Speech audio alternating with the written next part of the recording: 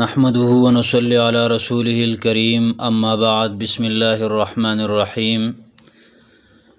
د یو ملګری تپوس کړی دی د میراث د مسلې باره کې چې یو کس دی هغه وفات شوی دی او د هغه یو ښځه پاتې ده، یعنې د دې مړي ښځه زوجه، او درې د دې مړي زامن دي او درې د دې مړي لوڼه دي.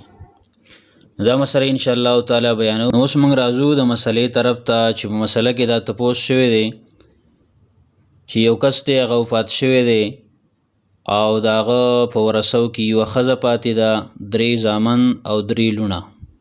بس دقې ورثه دي، وایي نورې نشته. درې زامن دي، درې لوڼه دي او یوې ښځه ده. نو شرعي قانون سره دا تقسیم څنګه دی؟ او 2,90,000 روپۍ دا پاتې شوي دي مړي نه، دا 2,90,000 روپۍ به تقسیمول دي. نو د ټولو نه اول د تاسو ته په نظر باندې راځي دا حصې به 72 حصې موږ په دې مال کې جوړې کړو. په 2,90,000 روپو نه به موږ 72 حصې جوړ کړو. 72 حصې چې جوړې شي په دې کې به ښځې ته رسیږي 8 حصه، سمن 8 حصه به ورته رسیږي، ځکه قرآن کریم کې الله رب العالمین فرمایي ولهن الربع مما ترکتم ان لم یکن لکم ولد. د دې ښځو دپاره به 4 حصې مما د هغه مال نه ترکتم چې تاسو یې پرېږدوئ ای خاوندانو، یعنې خاوند مړ شي او ښځه پاتې شي، نو دته به 4 حصه په هغه صورت کې رسیږي ان لم یکن لکم ولد، که چېرته ستاسو اولاد نه وي. که چېرته د دې خاوند اولاد نه و، د دې بچي نه و، د دې ښځې نه یا د بلې ښځې نه، خو اولاد یې نه و، نو دې ښځې ته بیا 4 حصه رسیږي په ټول مال کې. خو که چېرته د دې دپاره اولاد و، ورپسې الله رب العالمین فرمایي فإن کان لکم ولد، که چېرته ستاسو دپاره یې خاوندانو اولاد و د دې ښځې نه یا د بلې ښځې نه، نو فلهن الثمن، بیا د دې ښځو دپاره 8 حصه مما ترکتم د هغې نه چې تاسو یې پرېږدوئ. نو په دې صورت کې چون کې د دې سړي بچي شته دی، 3 زامن دي، 3 لوڼه دي، نو ښځې ته به 8 حصه رسیږي. نو په 72 کې به موږ 9 حصې دا به ورکو ښځې ته. زوی چې کوم دی یو زوی ته به رسیږي په دې کې 14 حصې به یو زوی ته رسیږي په 72 کې. نو 3 زامن چې د هغې حصې راجمع کړي نو د هغې مجموعه راځي 42. 14 چې کوم دی نو دا یو زوی دپاره شو، 14 د بل دپاره، 14 د بل دپاره، 3 زامن دي، نو ټول 42 حصې د هغې شوي.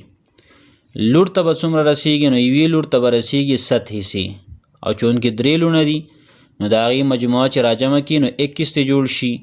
یو لور ته 7 حصې، بل ته 7 او بل ته 7، نو 21 شوي.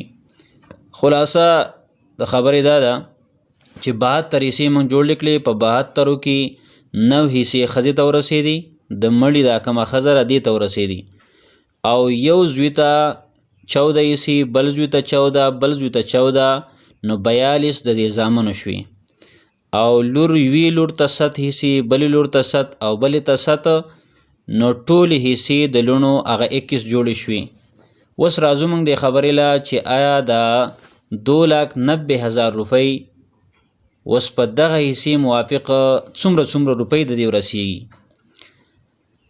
نو کومه ښځې ته چې 8 حصه رسیږي، یعنې 9 حصې په 72 کې، نو په دغه اعتبار سره دې ښځې ته په 2,90,000 روپو کې رسیږي 36,250 روپۍ. 36,250 روپۍ هغه به ښځه واخلي.